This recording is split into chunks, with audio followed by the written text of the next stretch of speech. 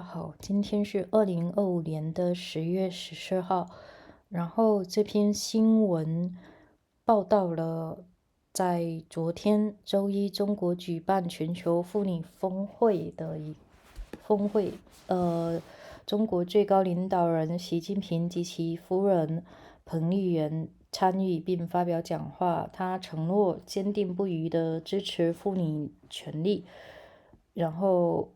中国的文化里常用的就是女性犹如半边天，这本来其实也是事实。然后这个峰会的一个开幕，主要是为了纪念1995年在北京举行的一个具有里程碑意义的联合国妇女权利大会30周年。在那次会议上，有189个国家的代表曾承诺结束针对妇女的暴力，然后促进妇女参加政治和商业。习近平把周一的峰会描述为中国兑现了这些承诺，但是事实真的如此吗？1995年到现在的话，就是说，不管是世界也好，中国也好，就是会有一批新的独立妇女权益组织的一些诞生，但在中国的话，就已经是被摧毁殆尽。然后有很多的女权活动人士被逮捕，女权相关的社交账号媒体被关闭。官媒警告人们要警惕极端女权主义。但是随着政府试图扭转中国生育力的下降，然后官媒啊，还有习近平，就是大家都在就是试图去推动女性建立家庭。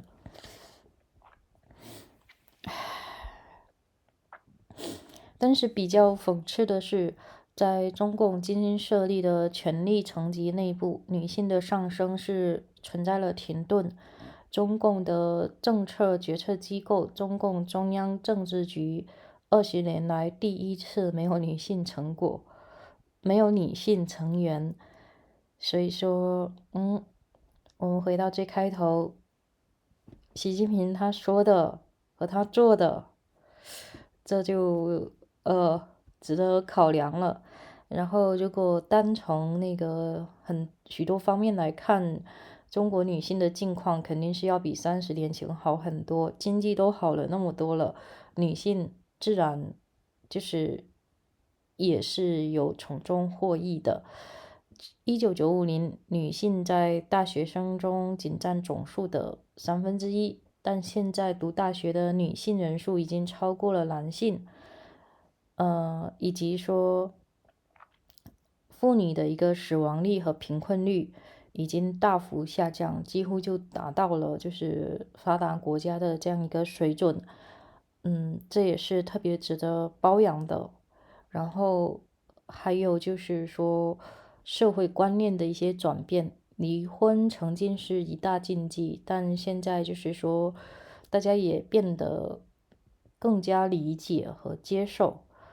然后，无论是公开讨论性别歧视问题的女性作家呀、喜剧演员啊、女性导演，都会获得了赞誉。2016年，政府还颁布了反家庭暴力法，但是执行力度是参差不齐的。所以说，女性，那具体就是来介绍完这篇新闻，那现在就要来读一下这个报道了。China hosts a summit on women's rights via Stifling Activism. China's top leader Xi Jinping pledged unwavering support for women's rights as he stood on a stage in Beijing against a backdrop of national flags from around the world. He praised the achievements of women in sports, technology, and entrepreneurship. He hailed how China had supported them to lift up half the sky, as Mao Zedong famously said. Mr. Xi was speaking at the 2025 Global Leaders Meeting on Women, an event on Monday marking the 30th anniversary of groundbreaking United Nations Conference on Women's Rights that was held in Beijing in 1995. During the conference, representatives of 189 countries promised to end violence against women and promote the participation of women in politics and business. Mr. Xi described Monday gathering as a celebration of how China had delivered on those promises. Chinese women in the new era are participating in the entire process of national and social governance with unprecedented confidence and vigor, he said. In China's new journey of modernization, every woman is a protagonist. But beneath the pageantry, the fight for women's rights in China has in some ways become more difficult in recent years, activists say. While the 1995 conference was a landmark moment for Chinese feminists, spurring the creation of new independent groups working on women's rights, those groups has already been dismantled as Mr. Xi has overseen a crackdown on civil society. The party sees any independently organized movement as a possible threat to its authority. Women's issues, in particular, have shown the potential to mobilize huge numbers of people to both online and even offline action. As recent high-profile incidents of violence against women has shown, women's rights activists have been arrested, feminist social media accounts have been shut down, state media outlets have warned against extreme feminism and said that it is a fringe ideology intended to weaken China. Mr. Xi also repeatedly exhorted women to embrace the value of marriage and childbearing as the government tries to reverse China's falling birth rate.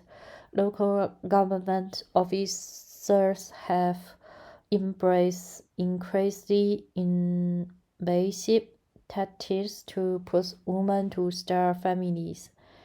Monday's meeting was a treatment to the rigidly controlled version of women's advance that China has tried to promote instead.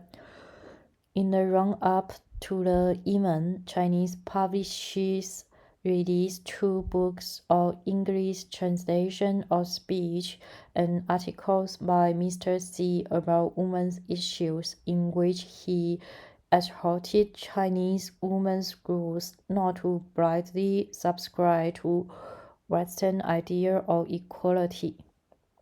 The government also released a report on China's achievement on women's rights, in which it said the first step towards continued progress was upholding the overall leadership of the Communist Party of China. Even within the party's carefully choreographed hierarchy, though the rise of women has stalled, there are no women in the current Bureau, the Communist Party's executive policy-making body for the first time in 2 decades. Lü Pin, an activist who moved to the United States after a prominent online platform for feminist issues that she founded was shut down, said that Monday's conference saw how little the government was willing to do beyond lip service to women's rights. After the 1995 conference, activities could take advantage of the government's rhetoric and its desire to win global standing to push for real advance, she said. But as the government has grown more confident in its stature, that was no longer possible.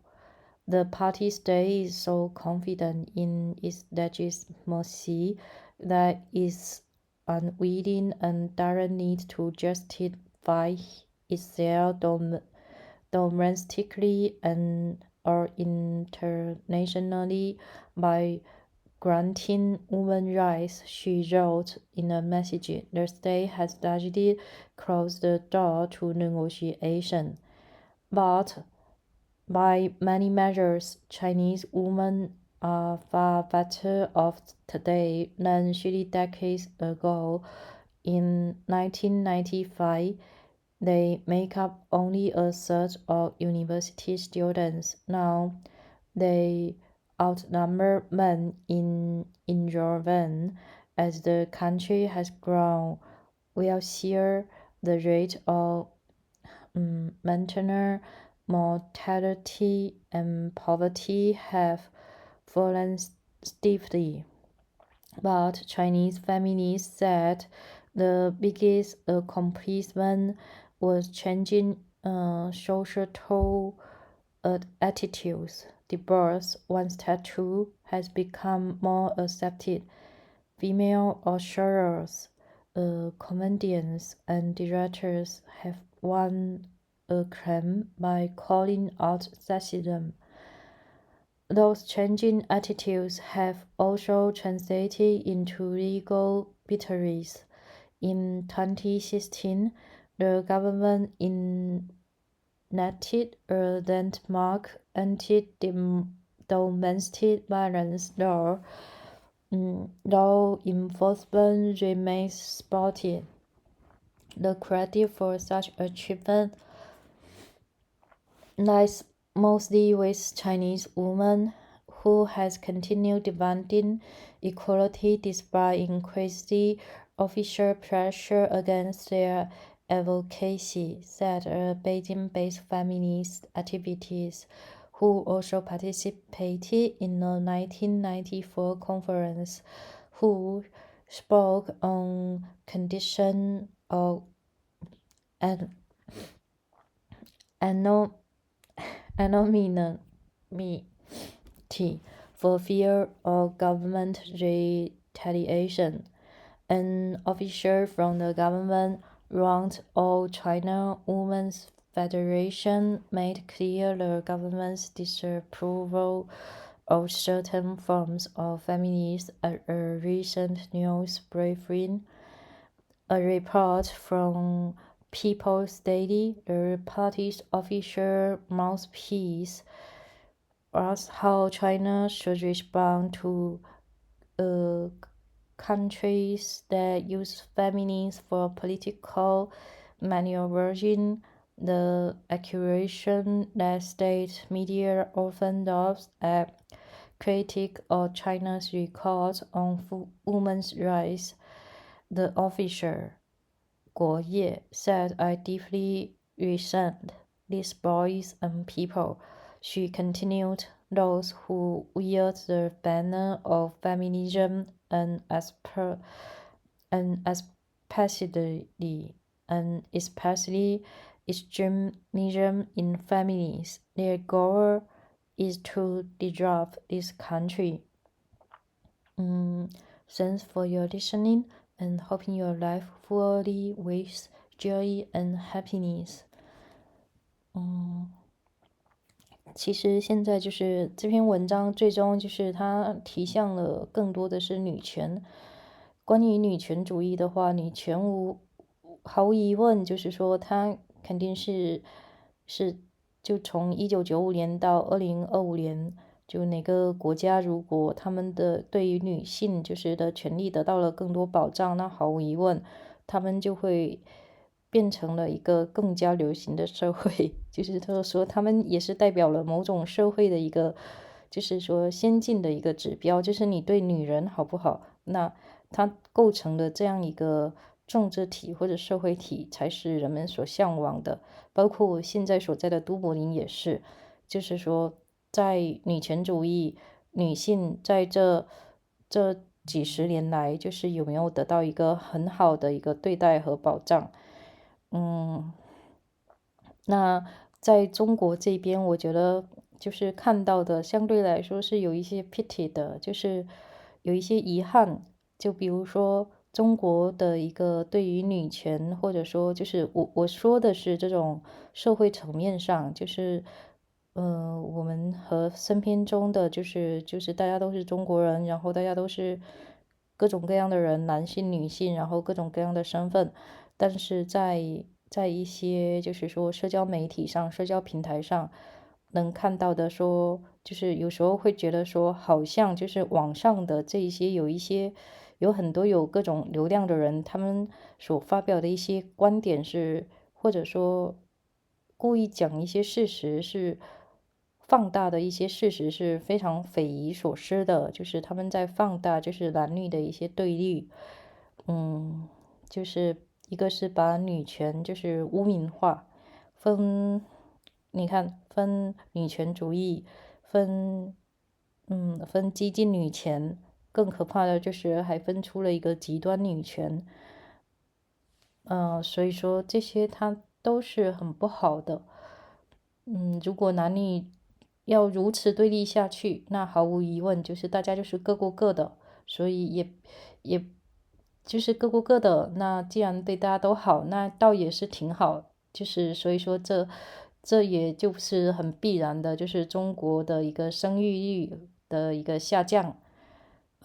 基本上就是向韩国看齐了，因为韩国也是类似的。可是你看，韩国的一个男性在对女性的问题上如此不好，那他国家整体是怎么样呢？我们看韩国的话，他现在其实是非常卑微的，就是他的社会层面的上来说是政治局也不稳定，然后社会层面上也没有那么稳定。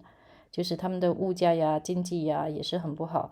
然后对美国，你看有求必应，然后大老远跑过去，各种的，就是说，所以呢，就是说他们韩国就是某种程度上它发展的好，可是，在男女性的问题上，它发展的不好。我觉得说这个确实是可以衡量一个国家它究竟是不是真的好。就是说，我们看一个家庭，他对待女性，就是他教导你要怎样对待女性，其实这个就能看得出来说，诶，那这个家庭它到底是不是一个好家庭，对不对？同样的一个道理。好的，谢谢。